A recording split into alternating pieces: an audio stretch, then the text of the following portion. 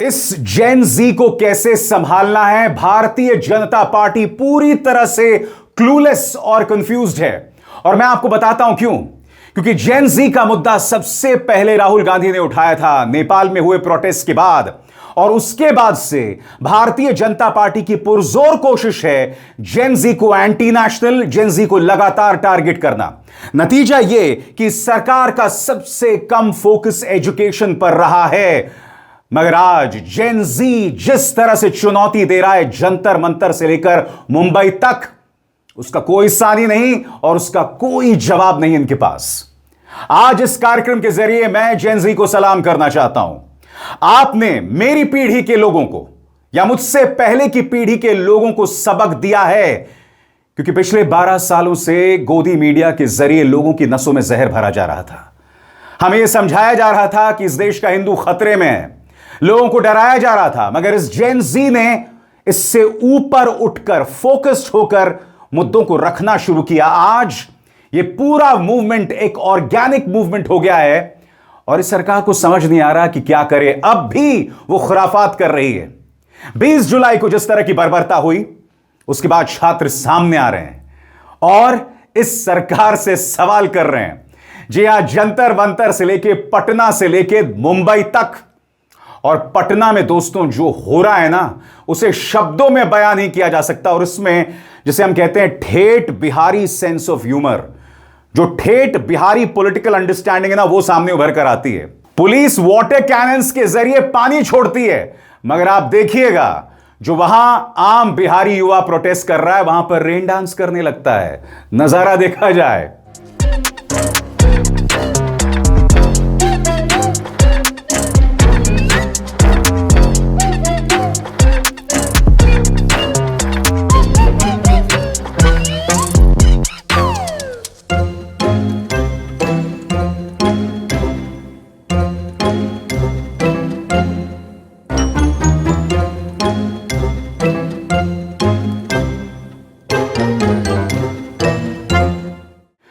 दोस्तों, मुंबई में प्रोटेस्ट हुआ था और पुलिस ने कई युवाओं को गिरफ्तार किया।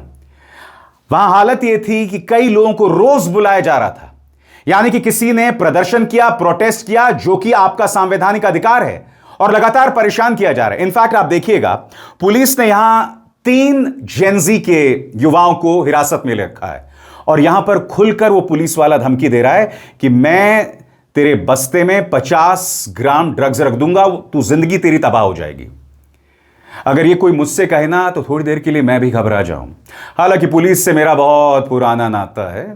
आप जानते हैं एंटी टेरर सेल की रेड जो है पड़ी थी, तो 3 दिन तक उन्होंने मेरी मेहमान नवाजी की थी। मगर जब पुलिस से धमकी दे ड्रग्स की, तो आपको लगेगा जेन जी घबरा जाएगा। नहीं साहब, देखिए किस अंदाज में पहले वो सुनता है और अंत में वो किस तरह से हंसता है। ये जेन जी डर नहीं रहा है। भाजपा के आईटी सेल में बुरी तरह से बौखलाहट, इन्हें समझ नहीं आ रहा है इसका क्या जवाब दें। और तुम जवाब दोगे कैसे? तुम हो नफरती चिंटू, नस के अंदर नफरत भरी हुई है। तुम बहुत दूर हो चुके हो। देखिए, मुंबई में एक पुलिस वाला धमकी देता है तो वो क्या करता है। कसम से घर पे इधर वापिस अगर किधर मिला नहीं तो फिर मेरे साथ बेकार आदमी नहीं, बिल्कुल नहीं, बिल्कुल नहीं। मैं डायरेक्ट 50-50 ग्राम पाउडर डाल देगा किधर में। अरे नहीं नहीं, हाँ, नहीं, फिर गया क्या, जिंदगी गया। अरे नो जामीन। वो तो सर, वो तो और ही खराब। तुम लोग की वजह से हम लोग को तकलीफ है अभी। ठीक है सर, जाएंगे। मैं तो मालूम पड़ा कि फिर घूम के आ गए। नहीं नहीं नहीं, तुम लोग को। और फिर मैं आपको बताता हूं, यह दिल्ली की तस्वीर है। यहां पर आप देखिएगा, एक लड़की जाती है और पुलिस वालों से सवाल पूछती है, बगैर डरे, बेखौफ, मारा क्यों था? देखा जाए। सर एक बात बताइए, जब कल लाठी चार्ज हुआ था तब होम मिनिस्ट्री की तरफ से कैसा ऑर्डर आता है कि कैसे लाठी चार्ज करना है? कैसे बोलते हैं सर लाठी चार्ज करने की? सर पे वार करो सीधा, बोलते सीधा सर पे डंडे मारना, हाथ पैर तोड़ देना, ये ऑर्डर आता है ना सर आप लोग को होम मिनिस्ट्री की तरफ से? आपका तो बैज ही नहीं हो। वाओ, देखिए नाम का बैज ही नहीं है इनके पास। क्या ऑर्डर आता है सर? बताएंगे तो कुछ तो बताएंगे। प्लीज बताइए क्या ऑर्डर आता है, कैसे लाठी चार्ज करना है? कोई लिमिटेशंस, कोई गाइडलाइन तो होगा होम मिनिस्ट्री की तरफ से, या बोलते हैं कि सीधा मार दो जान से? ऑर्डर क्या है सर? बताएंगे कुछ? कोई जवाब है आप लोगों के पास? कोई जवाब नहीं है आप लोगों के पास, तो बिना ऑर्डर के मार देते हो क्या ऐसे? अरे बताओ तो सर, भाग क्यों रहे हो? सब जा रहे हैं अभी। होम मिनिस्ट्री कुछ तो इन लोगों को देती होगी कि हाँ ऐसे लाठी चार्ज होगा, वैसे लाठी चार्ज होगा, है ना? कि सीधा बोलती है कि सर पे ही मार दो डंडे, क्योंकि सर पे ही मारते हैं सीधा डंडे। दोस्तों मेरा सलाम है, literally I am saluting the girls in this protest. और मैं आपको बताता हूं क्यों, क्योंकि इस वक्त ऐसी ढेरों तस्वीरें सामने उभर कर आई हैं जहां लड़कियों ने, उनके जज्बे ने चट्टान का काम किया है, चट्टान का काम किया है। अब मैं आपको एक और वीडियो दिखाना चाहता हूं, यह मुंबई का है। एक लड़की खड़ी हो गई एक वैन के सामने जिसमें लोगों को भरकर ले जाया जा रहा है, मगर वो हटने को तैयार नहीं है। देखा जाए, इस जज्बे को तुम हराओगे।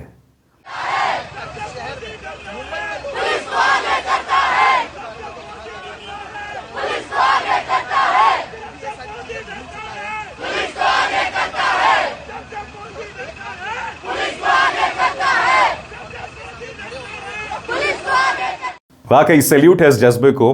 और दूसरी तरफ से मुंबई से एक और तस्वीर आ रही है जिसे मैंने जितनी बार देखा है उतनी बार मुझे हंसी आई है। यहां पर आप देखिएगा, पुलिस ले जा रही है वैन में बंद करके, मगर जेन जी के जो युवा हैं वैन पीछे से खोल देते हैं। देखिए क्या हो रहा था।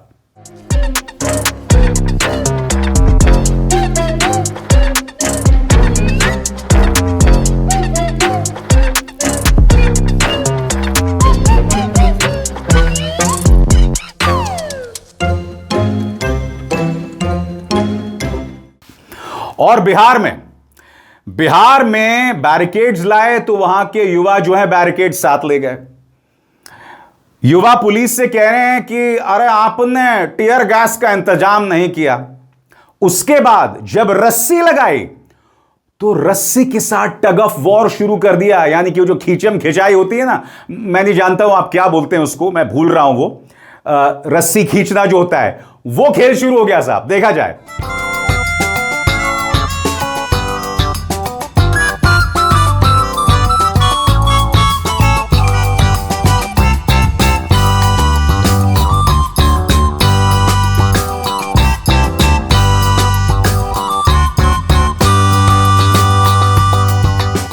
और अब एक जरूरी संदेश, सच के इस सफर में मेरा साथी बनिए, मेरा चैनल ज्वाइन कीजिए और इनमें से एक विकल्प, एक ऑप्शन चुनिए। शुक्रिया। तुम इस जेनजी से पंगा लोगे, इस जेनजी के सवालों पर फोकस करो, तब तुम इनकी समझ को समझ पाओगे। जब तक तुम अपने अहंकार को नहीं छोड़ोगे ना, तब तक कुछ नहीं होने वाला है। तुम्हारे अंदर अहंकार इस कदर भर गया है। याद कीजिएगा दोस्तों, क्या कहा था प्रधानमंत्री ने राहुल गांधी के बारे में? बालक बुद्धि है। और यही बात बार बार भाजपा वाले दोहराते हैं। इनके मन के अंदर बच्चों को लेकर मानो एक नफरत है, जेनजी को लेकर नफरत है। कोई कहता है भाई जिनके बच्चे ना हो वो कैसे बच्चों का दर्द समझेंगे, मगर ऐसा नहीं है। राहुल गांधी का कौन से बच्चे हैं? वो लगातार मुद्दे उठाते हैं, उनके भाव में हम अक्सर देखते हैं संवेदना होती है बच्चों को लेकर। तो यह नहीं है, एक बेसिक इंसानियत की कमी हमें अक्सर दिखाई देती है। इन्हें प्रॉब्लम जेनजी से है। अरे भाई अभी तो जेन अल्फा आ रहा है, उसका तुम क्या करोगे? तुमने सोचा है तुमने कितना इन्वेस्ट किया था, इतना जहर, इतना प्रोपेगेंडा, उस जेनजी पर कोई असर नहीं पड़ा। और अब तो जेन अल्फा आ रहा है। देखिए जेन अल्फा का कमाल, वो घर में बैठ के क्या कर रहे हैं सोचो। ये जब सड़क पे उतरेंगे तो तुम्हारी क्या हालत होगी। धर्मेंद्र प्रधान इस्तीफा दो। देखिए सब शांतिपूर्वक से चल रहा है और भारत एक डेमोक्रेटिक देश है और यहाँ सबकी आवाज है। आप ही बताइए, आज तक हमने चोर नहीं पकड़ा, हम बच्चों को पकड़ के क्या करेंगे? बन रही है। और दोस्तों आप जानते हैं गोदी मीडिया लगातार कह रही है कि तोड़फोड़ सिर्फ जेनजी ने की है, युवाओं ने किया है। अब इसका जवाब यकीनन कहीं ना कहीं जो गोदी मीडिया के रिपोर्टर्स पर निकल रहा है उनकी पिटाई के जरिए। इस मंच पर मैंने लगातार अपील की है, ऐसा नहीं होना चाहिए। मैं बार बार कहता हूं, भारत का दुनिया को जो सबसे बड़ा एक्सपोर्ट, सबसे बड़ी सौगात क्या है? नहीं बॉलीवुड, नहीं शाहरुख खान, नहीं अमिताभ बच्चन, नहीं, हमारे सबसे बड़ा एक्सपोर्ट है सत्याग्रह, अहिंसात्मक सत्याग्रह, जिसके fan Nelson Mandela, Martin Luther King, Malcolm X, Barack Obama, सब थे। महात्मा गांधी, एक 1.5 पसली का आदमी, आज तक रेलेवेंट बना हुआ है, इस कदर प्रासंगिक है कि भाजपा का प्रचार तंत्र उसे गाली देता रहता है और हमारे प्रधानमंत्री विदेश जाकर गांधी के सामने सिर झुकाते हैं। यह है ताकत उस आदमी की। लिहाजा जेन ज़ी से मैं अपील करना चाहता हूं कि हिंसा में इन्वॉल्व मत होइए। मैं बार बार कह रहा हूं, यह लड़ाई संविधान की, हमारे अधिकारों की है, इसलिए नो वायलेंस, नो एनार्की। अब मैं आपको एक और वीडियो दिखाना चाहता हूं। यह ताना है गोदी मीडिया को लेकर। यहां पर युवा कह रहे हैं कि मैं सोच रहा था कि जो वायलेंस हो रहा है वो एआई जनरेटेड है, मगर नहीं नहीं नहीं, ये रियल है। अब देखिए अपने तंज में इन्होंने किस तरह से बात रखी है। मुझे लगा था कि एआई है, लेकिन ये रियल है।